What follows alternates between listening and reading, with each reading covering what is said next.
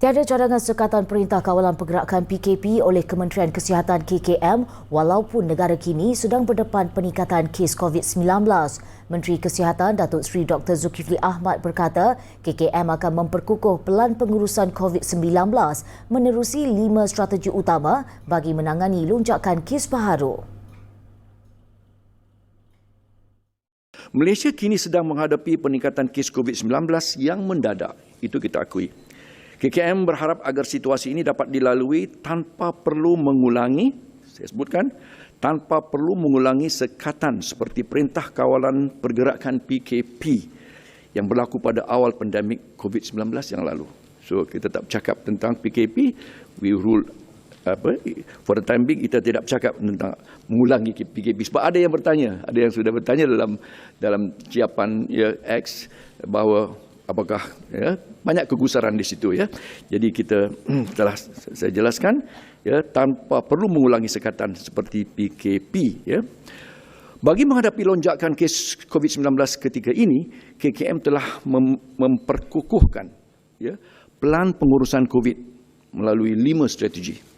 Beliau berkata demikian dalam sidang media khas di Putrajaya pada Isnin.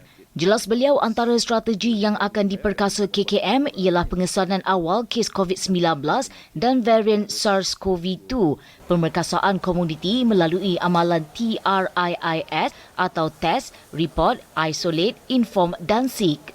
Melakukan pemantauan fasiliti kesihatan, pengurusan dan kawalan kes COVID-19 terutamanya untuk melindungi golongan berisiko tinggi.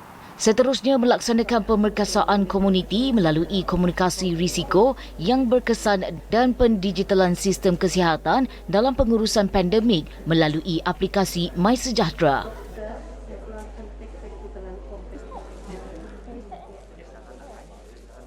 Sementara itu, mengulas mengenai pemakaian pelitup muka, Menteri Kesihatan Datuk Seri Dr. Zulkifli berkata pemakaiannya amat digalakkan bagi golongan berisiko.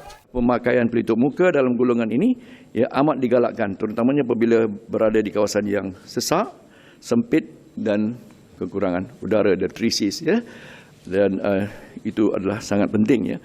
Dan mengenai kapasiti fasiliti kesihatan dan juga hospital untuk berdepan dengan sebarang lonjakan kes, beliau berkata semua fasiliti KKM bersedia dengan lonjakan kes. Yang saya nak sebutkan, fasiliti kesihatan KKM termasuk klinik kesihatan dan hospital telah bersedia untuk menghadapi sebarang peningkatan jumlah kedatangan dan kemasukan pesakit ke ward. We are ready for that. Secara keseluruhan, keadaan semasa di Malaysia masih dalam keadaan terkawal dan tidak membebankan fasiliti kesihatan sedia ada. KKM akan terus memantau situasi COVID-19 dan varian berkaitan di dalam dan luar negara.